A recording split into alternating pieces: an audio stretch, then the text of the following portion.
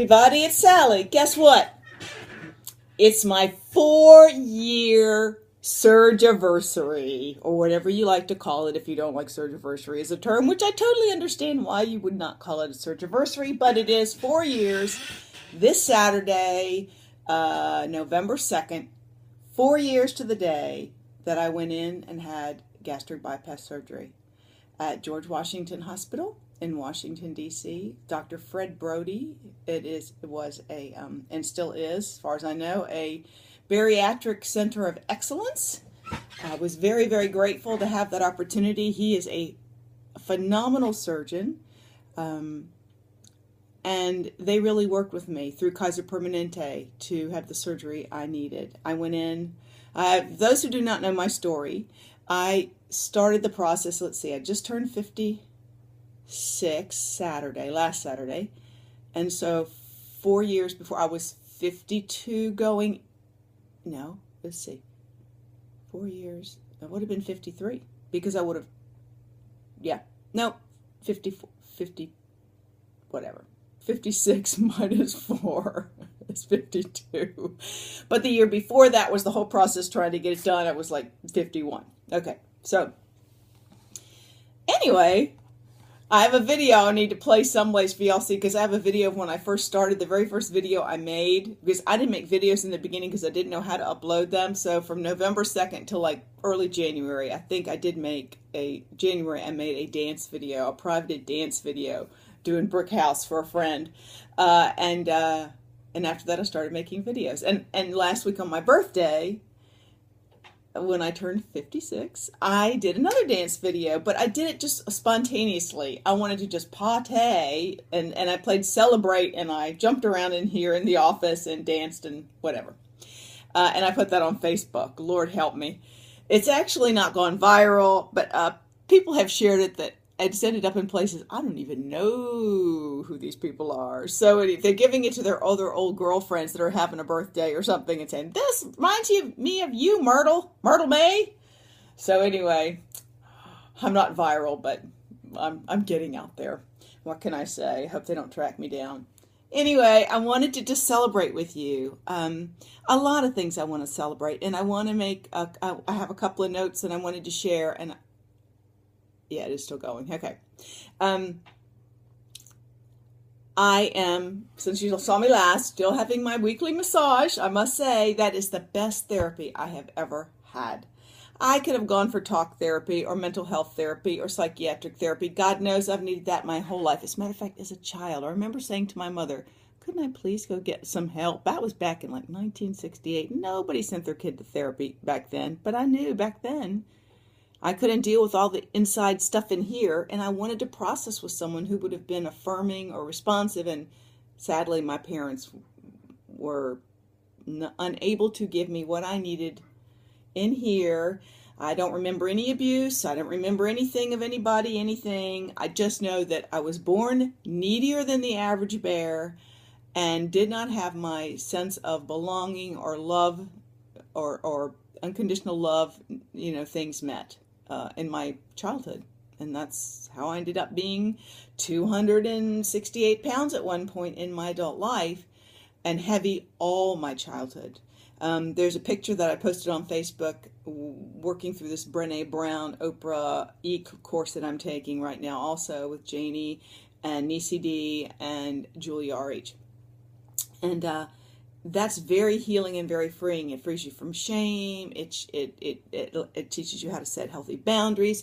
So much of that is aiding me in this new breakthrough that I'm in my life, between the course, the massages, which are genuinely opening up my psychic connection to the great whatever. I feel like I'm getting a lot more I just feel like it's all coming together. And that's a wonderful thing. But if I hadn't had the weight loss surgery, I would not be where I am today.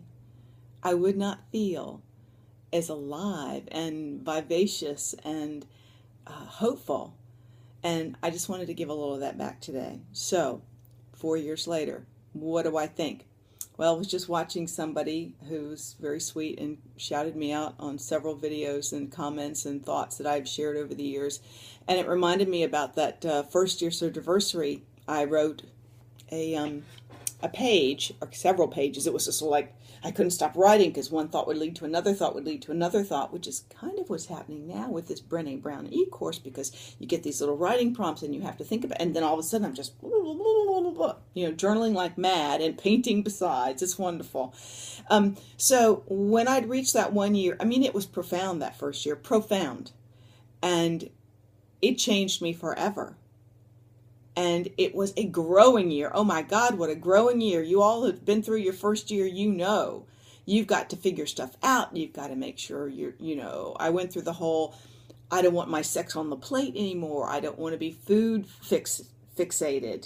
I want to find pleasures outside of food in my life. And then I had the turn when I talked about, some of the things I talked about were, when I was stuck and I was going nuts and I didn't know what to do, and the only way for me to feel good and not like a failure was for me to claim victory and say, I'm at goal, even though it was not near my goal. I had no real goal, but it was probably 6 months after surgery. And I said, got to stop this mania, this compulsive, excessive phobia about losing and getting down and getting down and getting down. So I said, I've stopped. I'm going to pretend I'm pull the brass ring off the merry-go-round that I've won.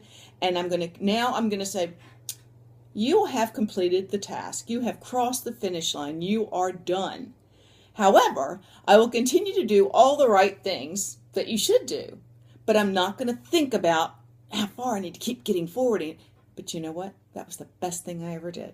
That was the first best thing I ever did, because it released me to be all about the process more and less about the end result. I relinquished that striving and the stress, which is not going to help you lose weight if you're stressed and your cortisol levels are up. And so that released me. And of course, the rest of the weight came off. It came off just like it would have if I hadn't, but it was so much more pleasant trip to take. Some of the other big breakthrough moments for me, I think, were, let's see, call it a goal, take your pack off, encouraging people to set their sight on that distant shore and just keep their ship, set at that direction. That is your destination, and you just keep going on that boat until you reach that shore. You don't deviate. You don't, that was another big moment for me in sharing. Another one was the train analogy. I know y'all have probably seen these videos, and if you haven't, you just don't know what you missed. My train video, people were like, all right, do you want to stop losing weight? Oh, I think I'm getting too skinny. Oh, am I too skinny? I used to say, I never want to be less than 147 because I was that once before and it was too thin for me. Okay, self-fulfilling prophecy.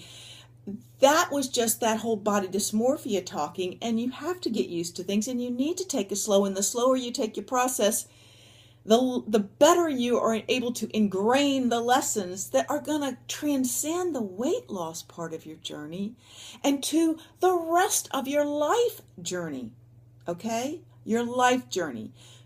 And I have a light bulb moment I need to share right now before I forget. Oh, shoot. Hold on, I bet you. No. It was a toll-free. That means it was sales. I'm hanging up. Please don't call back. Let me mute it. Mute. The non-scale victory, the NSV, the whole first year, you got all these, scale victories and non-scale victories and celebrations, and there's all that excitement and